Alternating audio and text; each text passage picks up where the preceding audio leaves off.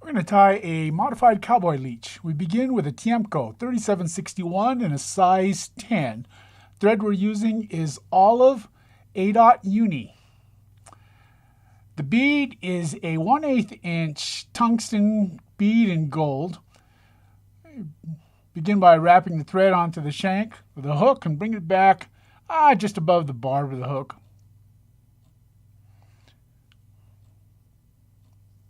Or to the point in this case. I've got a piece of 1/8 inch pine squirrel. This is also an olive. And it's 5/8 of an inch long, measured by the leather portion of it. And I like the olive stuff that's got the red or brown tips to it, as you can see. I take another piece, wrap it on both sides of the hook shank. This becomes the legs and the claws of the baby crawdad, or this leech. I think it looks like a baby crawdad, so that's what I was going after. I'm going to tie it off and put a little super glue on here also. When I first tied this fly, that was what I was having the most problems with. It was coming off the hook, especially the collar. So I'll put a drop of super glue.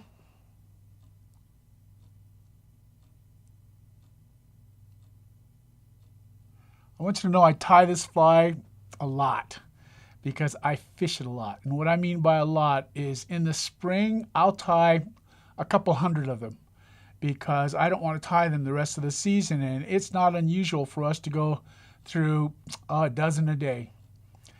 Took a little bit of hand sanitizer and I gelled the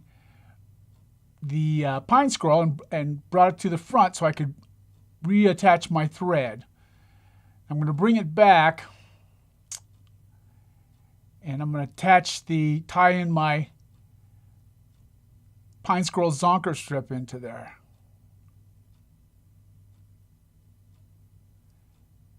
What's nice about this hand sanitizer lets me really keep track of the hair and tie down the leather portion of it.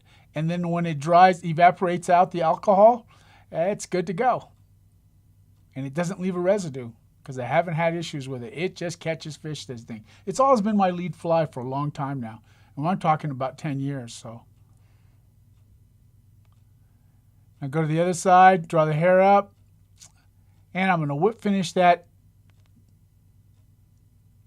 thread on there. See how it looks split? I think that's what the fish think it's a baby crawdad.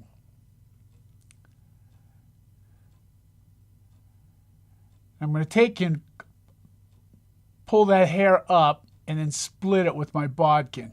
And that becomes my second tie-in point, or third tie-in point in this case. But I don't think you really need it, but I just do it for safety's sake so it doesn't fall apart on me. You'll need one of those large, deep whip finishes to do this.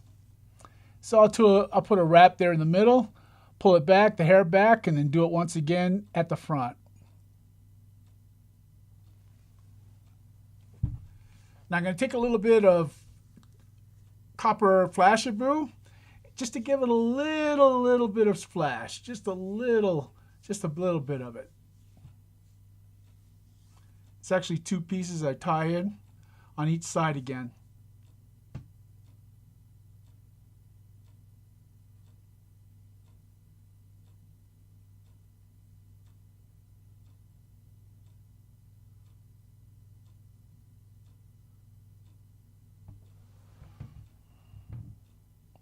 It's being uncooperative.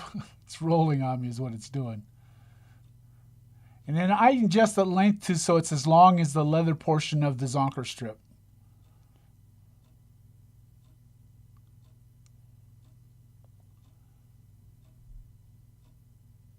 And I'll do it to both sides.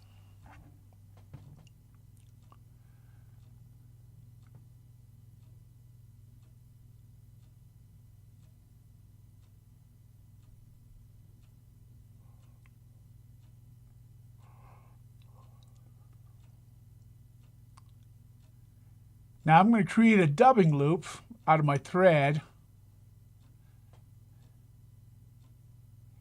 And I'm going to get two pieces of pine squirrel zonker, one in olive and one in crawdad orange or rust. I like the crawdad orange. If you look at the baby crawdads and leeches, they're not one color. And this little bit of orange gives me a little bit of an advantage. I think it looks more lifelike because of it also. You don't need very much. You just use, in fact, I use the scraps a lot of the time.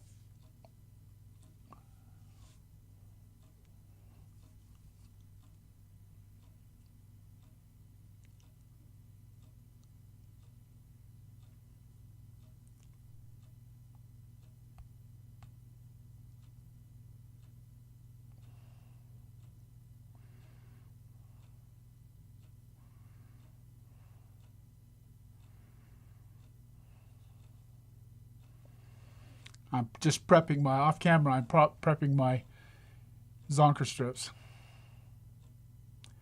I'm going to trap it in this Pettigene tool. You'll be able to see it here in a second.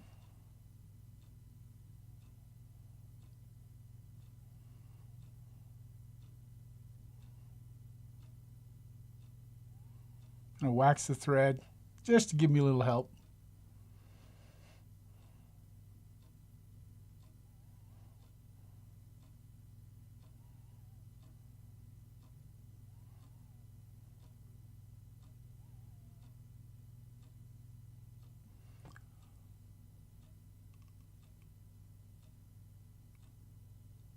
I created that loop.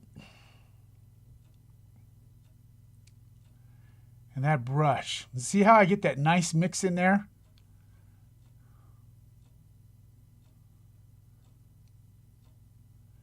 I'm going to wrap that collar. Now I do one little thing different. You can use the leather strips and just wrap it around. But first off, I like to use two different colors. Second off, it builds too much bulk.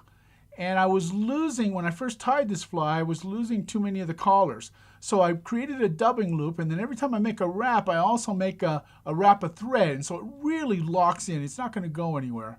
And it lasts much, much longer. The old way, using just the leather, the zonker strip, didn't work for me. It just didn't hold up. It came unraveled. And this way, it still comes apart, but that's after about 30 or 40 fish. Pretty simple fly. Go back in now and whip finish.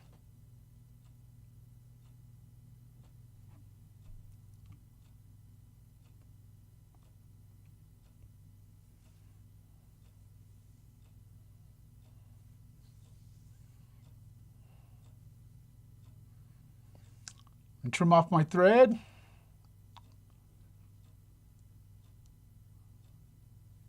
Now I'm going to take a little bit of the hair out from underneath. I don't think I need to in this case, but just for consistency's sake, I trim off a little bit of the hair underneath the fly and give a clearer path for that hook.